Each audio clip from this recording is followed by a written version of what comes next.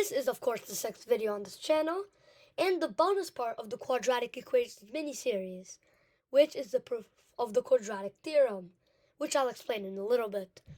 But before we get to that, I have to show you the answers to the previous problems I gave you in my last episode. Make sure to watch that. Trust me, it's going to be really good for you. The first problem's answers is x is equal to -5 and x is equal to 3. For the second problem, it's x is equal to -2 and x is equal to 6. And for our third problem, it's x is equal to -3 and x is equal to 4.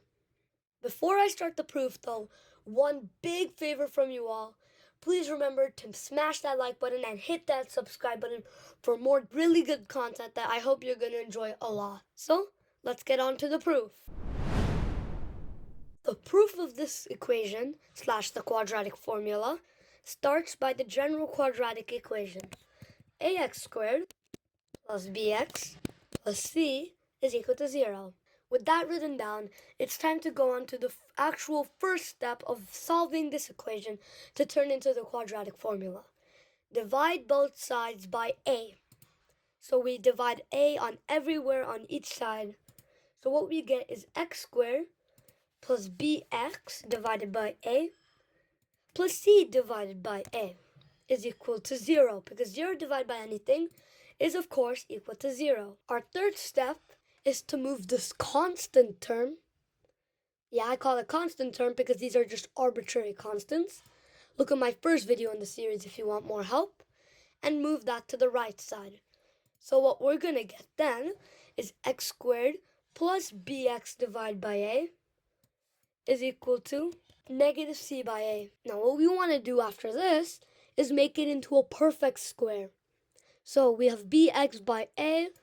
That's going to be the 2ab term of the squared. So what we're going to have here is b by a.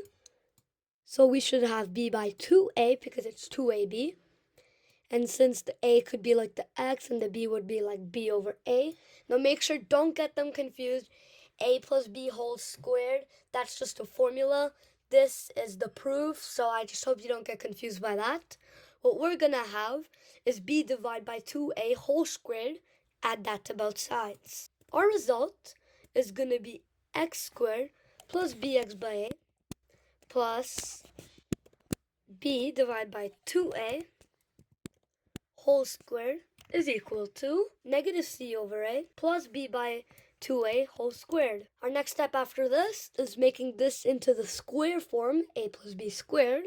That's the square form. And then taking the square root of both sides. Well, not that yet. But first, let's just make sure we put this into square form. X plus b over 2a whole squared is equal to -c by a plus b over 2a whole squared.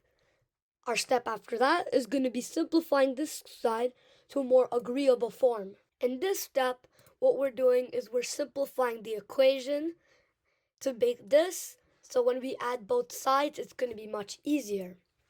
So let's just do that. Let's make this into one full thing, like one term divided by one term instead of just this weird plus in the middle. And let's take the square root of both sides. In this step, we took the square root of both sides and simplified this side. After this, there's only one more step to go to complete our theorem.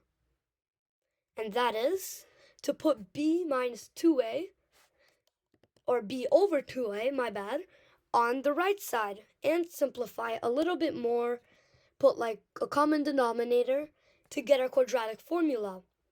So if we put b minus 2a on this side, it becomes -b over 2a plus minus all of this. So what we can do is say b plus minus the square root of b squared minus 4ac. So what we have here is we just did the plus minus and the -b, and we're just going to keep a common denominator. And guess what? That's the quadratic formula. It's as simple as that. That's the full theorem, the full proof, all you need to know. So that's all the satisfaction you're going to need, because this is the full proof of the entire theorem to derive the quadratic formula. So before we wrap up this video, I think it's time to just go over it one more time to show you how we got from the original quadratic equation all the way to the quadratic formula to solve for x. Ax squared plus bx plus c is equal to 0 as our first step. Then we divide both sides by a. We move the constant term to the right-hand side. Then we do b over 2a whole squared. We add that on both sides to create a perfect square. And we did that right here. Then we simplified the right-hand side of the equation a little more. We took the square root of both sides and moved this on the right side, created a common denominator, and we got the quadratic formula. Now, I hope you enjoyed this video as much as I did, and see you in the next one. Bye-bye.